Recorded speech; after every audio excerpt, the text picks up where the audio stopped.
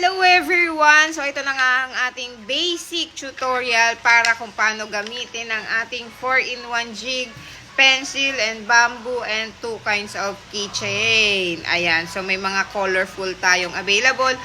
Also, this is only a basic. Ang settings ay depende sa inyong laser watts and condition ng laser module. Ayan, so let's begin. Do not forget to hit subscribe first and happy engraving, everyone! Ito ang ating guide para magamit ninyo ang ating jig. So, for Algo OS app and Algo OS, dito kayo sa Canva manggagaling. Tapos, nakaset na yung spacing nito for the jig. I-change nyo na lang ng text and font. Tapos, ida-download nyo siya ang transparent background. Tapos, isi-select nyo lang yung current page na gagawin nyo. Kunwari itong pencil. Then, download. Pagka-download nyan, kung nasa phone kayo nagka-Canva, i-insert nyo lang yan sa app natin. Pag phone, album, tapos hahanapin nyo yung nagawa nyo na. Kunwari ito nagawa na. Ine-next natin. Pero ang size niya is maliit. Ang size ay isi-set ng 97 sa width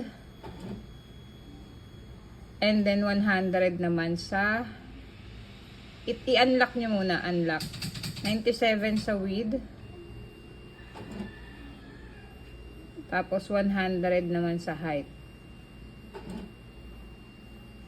Ayan, na full na puno na niya to. Okay, so let's go naman doon sa machine. Ayan, so magiging ganyan na yung size niya. Tapos, ilalagay natin yung jig sa loob. Make sure lang din na nakapag-focus. Sabagay, mamaya later mag-focus tayo. Ito, kunwari ito yung jig. Pag ganyan. Ito ang ating 0, 0 point. So, dyan nyo siya ilalagay. Pero, hindi tayo sakto.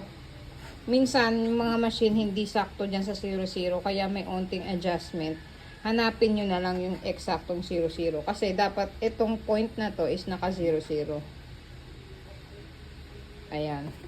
So, para nakasakto tayo, click natin yung framing. Hindi tayo sakto, i-adjust natin ng kaunti dito. Tingnan natin kung level to. Hindi siya may sakto, kailangan i-push pa natin dito. Ayan.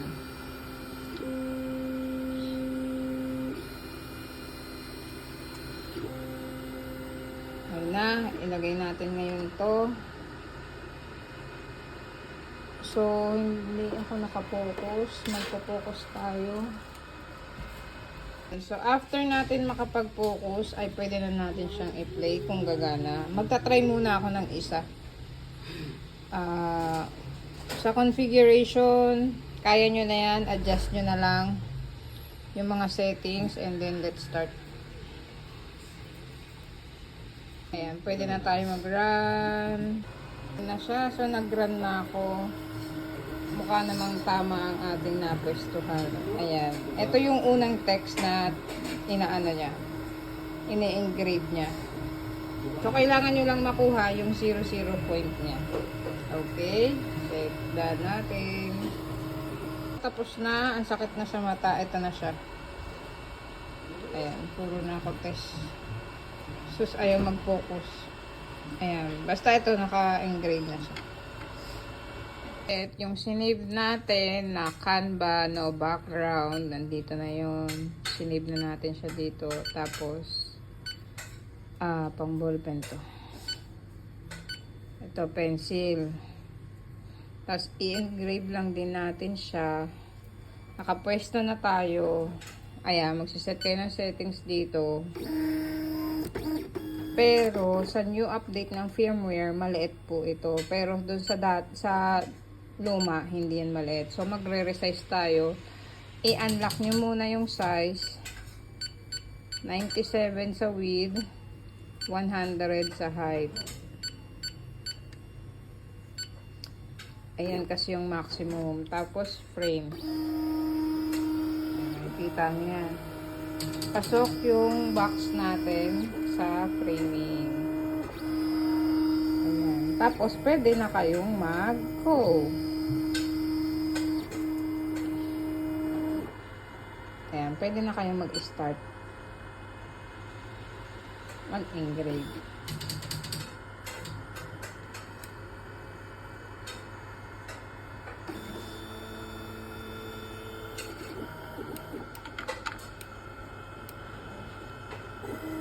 Ayan, dun siya sa dulo magsisimula. Pag mobile, nilipat ko yung lapis dun sa dulo. Ito na siya. Ayan. Pagkatas ma-engrave, ayan na. Ayan. Naman, pag light burn ang gamit, ay mag-type tayo ng text. Kung ano sabi, ne. Ayan. So, usual size naman ng 3 to 5 mm. Ako lagi lang naman akong naka 3.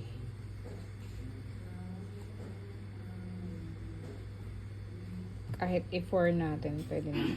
Pero, mga 3.5 na lang. Ayan. So, ilagay lang natin siya dito. Gaya ng ginawa ko.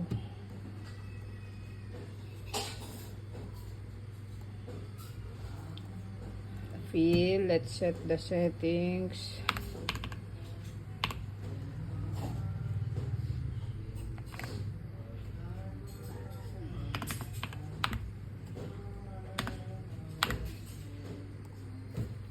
Ayan. So, pag nakaset na tayo, nalagay mo na yung settings. Frame ka naman muna. Ayun yung pixie natin.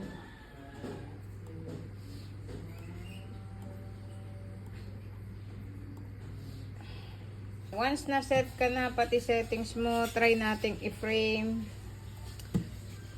Click the text. Ayan. So, pin-frame na siya. Medyo malayo yung pixie ko. Teka, frame lang natin. Ayun. Asan ba siya?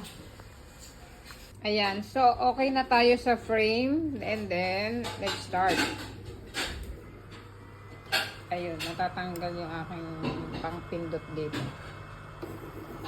Ayun na siya. Wait na lang natin matapos. Na siya using light burn. Ayan. Okay na. We're done.